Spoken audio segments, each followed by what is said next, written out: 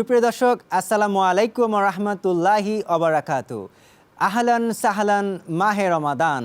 সবাইকে মাহে রমজানের শুভেচ্ছা জানিয়ে শুরু করছি এখন টিভির সাহারির বিশেষ আয়োজন ইসলামী ব্যাংক পিএলসি নিবেদিত এখন রজনী। আর পুরো অনুষ্ঠান জুড়ে সাথে রয়েছি আমি শাফায়েত তৌসিফ। দর্শক, শুরুতেই শুনবো কালামে হাকিম থেকে তিলাওয়াত। أعوذ بالله من الشيطان الرجيم. بسم الله الرحمن الرحيم.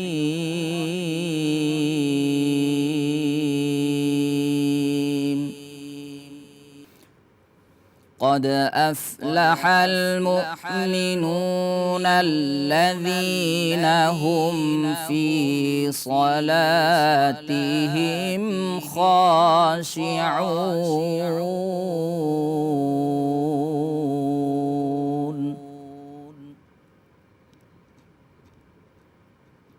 والذين هم عن اللغو معرضون والذين هم للزكاة فاعلون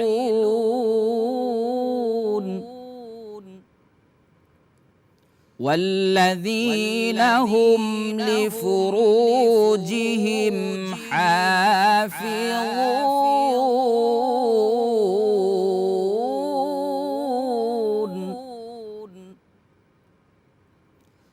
إلا على أزواجهم أو ما ملكت أيمانهم فإنهم غير ملومين.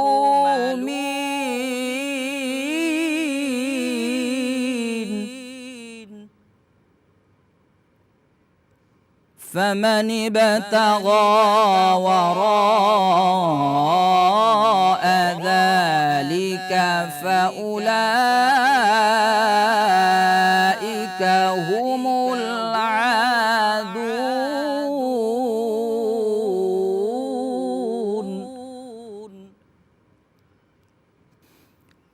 والذين هم لأماناتهم وعهدهم راعون والذين هم على صلواتهم يحافظون.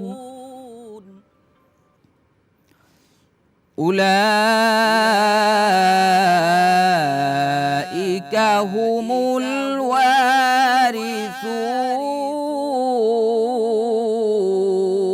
الوارثون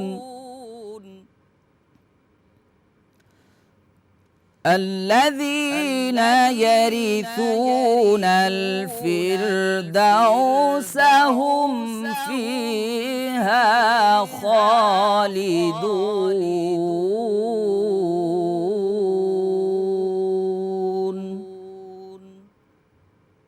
صدق الله العظيم.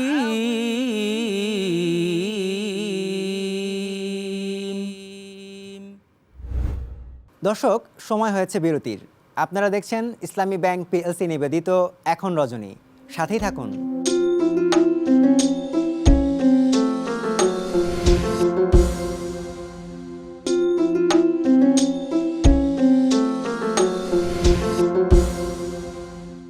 বিরতির পর আবারও ফিরে এলাম মূল আয়োজনে। আপনারা দেখছেন ইসলামী ব্যাংক পিএলসি নিবেদিত এখন রজনী।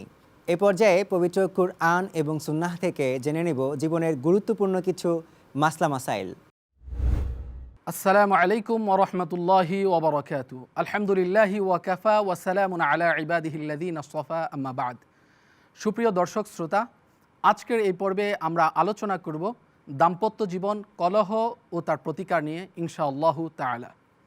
সম্মানিত শ্রোতা মণ্ডলী, আল্লাহ সুবহানাহু ওয়া তাআলা এই দুনিয়ার মধ্যে আমাদেরকে প্রেরণ করেছেন জোড়া জোড়া হিসাবে। আল্লাহ সুবহানাহু ওয়া তাআলা সূরা নাবার মধ্যে বলছেন, ওয়া খালাকনাকুম আজওয়াজা।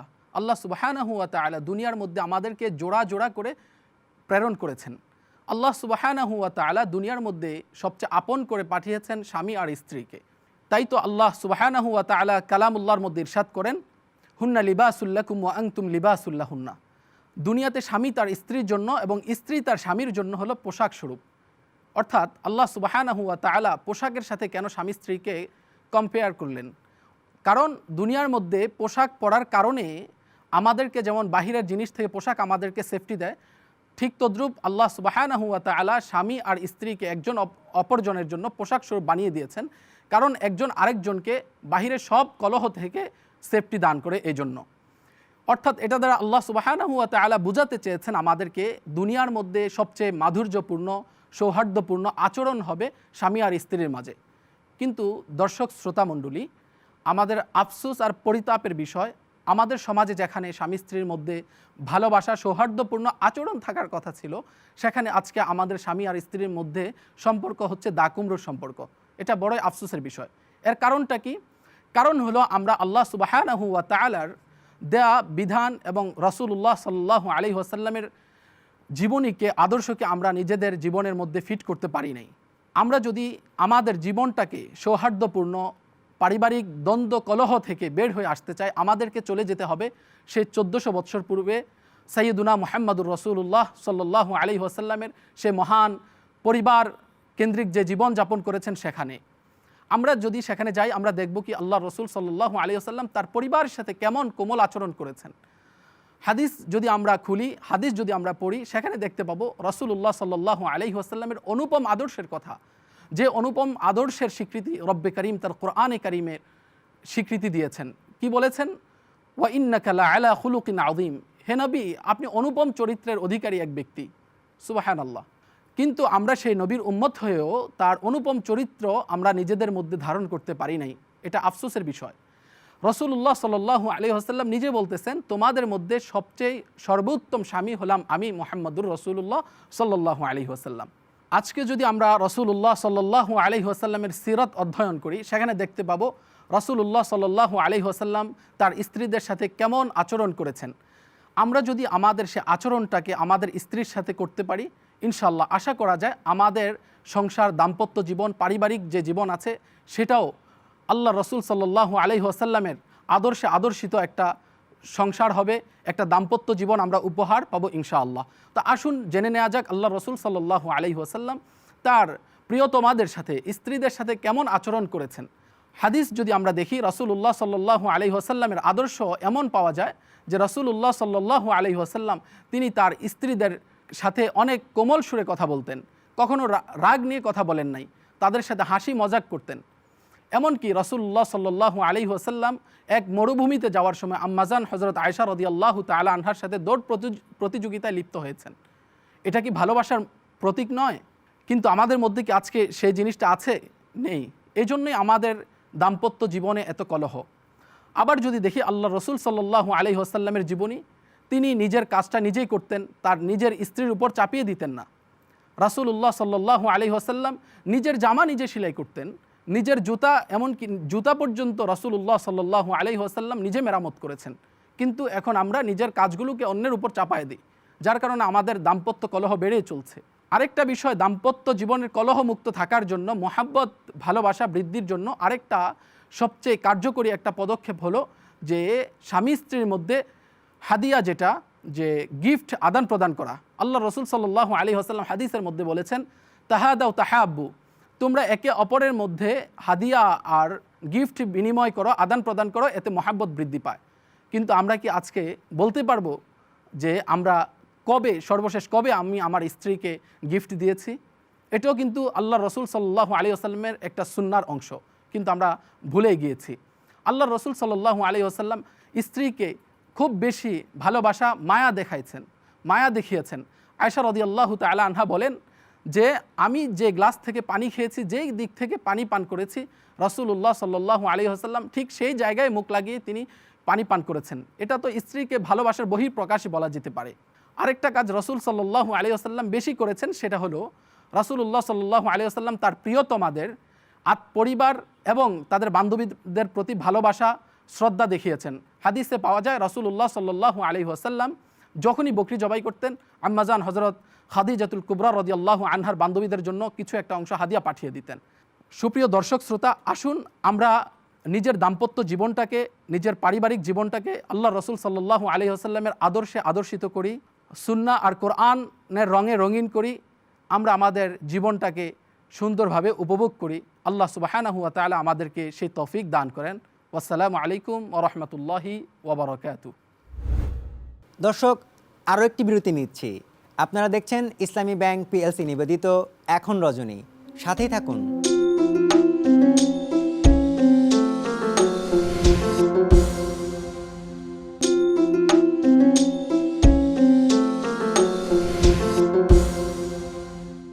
বিরতির পর আবারও ফিরে এলাম। আপনারা দেখছেন ইসলামী ব্যাংক পিএলসি নিবেদিত এখন রজনী।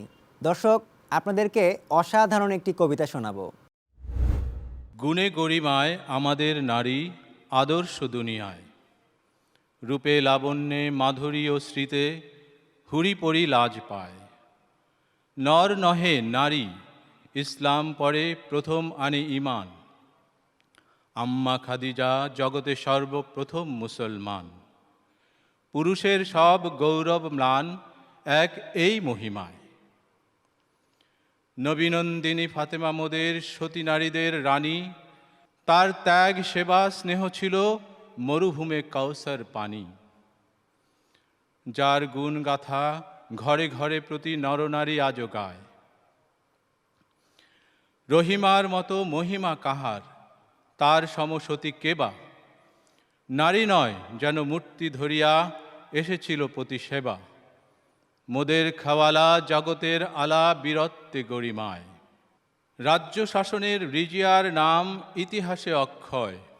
শৌর্যে সাহসে চাঁদ সুলতানা বিশ্বের বিস্ময়। জেবুন্নেসার তুলনা কোথায় জ্ঞানের তপস্যায়। 12 বছরের বালিকা লায়লা ও হাবিব দলপতি, মোদের সাকিনা জাহানারা যেন ধৈর্য মূর্তিমতী। সে গৌরবের গোর হয়ে গেছে আধারের বোরকায়।